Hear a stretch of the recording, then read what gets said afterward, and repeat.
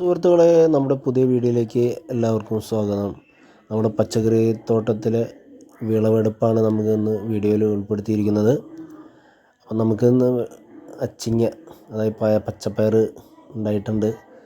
നമ്മുടെ വീട്ടിലേക്ക് ആവശ്യമായുള്ള പയറുകൾ നമുക്ക് അത്യാവശ്യം ഉണ്ട് കേട്ടോ. അപ്പോൾ നമ്മൾ വിളവെടുത്ത് തുടങ്ങി. അത്യാവശ്യം നമുക്ക് കഴിക്കാനുള്ള സാധനങ്ങളൊക്കെ ഉണ്ട് കേട്ടോ.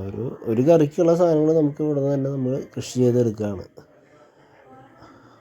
അടുക്കളത്തോട്ടം എന്ന് തന്നെ പറയാം കേട്ടോ.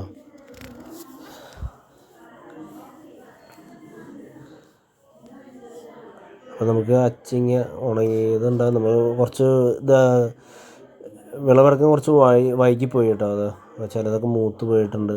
എന്നാലും കുഴപ്പമില്ല, നമുക്കതൊരു സന്തോഷമല്ലേ കേട്ടോ. അതുപോലെ വെണ്ടയ്ക്കൊക്കെ ഉണ്ടായിട്ടുണ്ട്.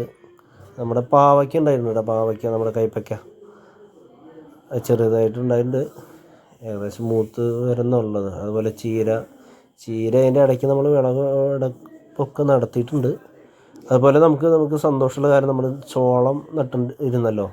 അത് ചോളത്തിന് കായ ഇട്ടിട്ടുണ്ട് കേട്ടോ. ചോളം വന്നു തുടങ്ങിയിട്ടുണ്ട്, പൂവൊക്കെ ഇട്ട് 3 വിത്ത് കിട്ടിയാണ്. അപ്പോൾ നമ്മൾ ഭാവി കിട്ടിയിട്ടുണ്ട്.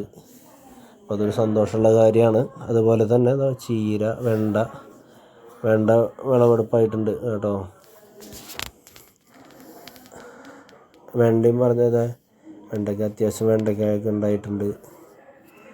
അതൊക്കെ നമ്മളിന്ന് പൊട്ടിച്ചെടുക്കും കേട്ടോ.